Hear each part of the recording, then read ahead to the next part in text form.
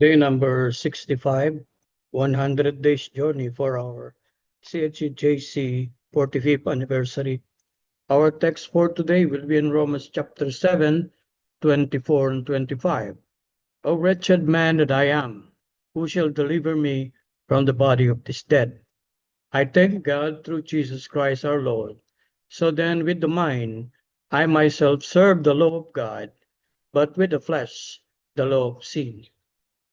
Inahalintulad ni Apostol Pablo ang kanyang sarili na isa ng taong nakapako sa krus. Ang pagkapako sa krus nung panahong yaon ay parusa sa mga nagkasala. Kanilang ipinapako ang buhay na tao sa bangkay at doon siya mamamatay, maagnas. Masasapit niya ang ganun din namang kalagayan.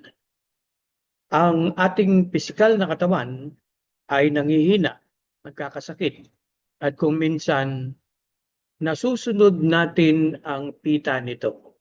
Ipinapakita ng talata na sa ating pisikal na katawan ay na nakakaramdam ng samut-saring pangyayari, maaaring itong magdulot ng isang bagay na ikakasama nito.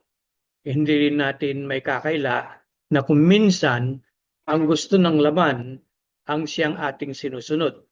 Madalas, nagagawa natin ang kamalian bago natin mapagtanto na tayo pala ay nagkamali na. Maaari rin nating pagtakpan ang sarili nating pagkakamali. Marahil narinig na ninyong ang ganitong pananalita, sorry, tao lang, at marami pang kagaya nitong pagpapalusot.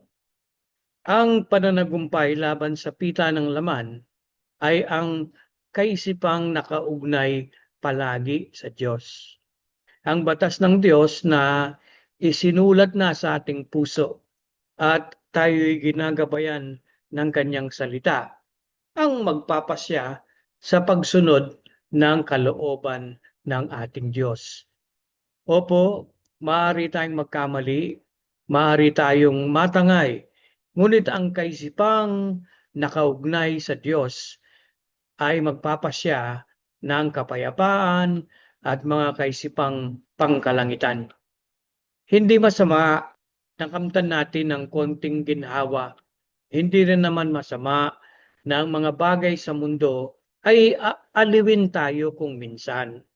Ngunit aking tinitiyak na ang banal na espiritu na nananahan sa atin ay mapipighati. Kaya nalilingat ang ating isip sa mga bagay na ito.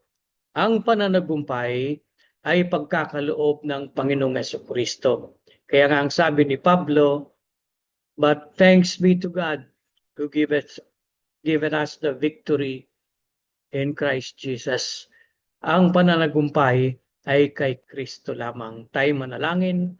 O Diyos, nagpapasalamat po kami dahil ang Panginoong Jesucristo ang patuloy na gumagabay sa amin, nagpapalakas, bibigyan kami ng pananagumpay. At sa Biblia, makikita po namin, Panginoon, kung papaano kami tatatag at mananagumpay laban sa kaaway ng aming kaluluwa, maging sa kahinaan ng laman na nasa amin.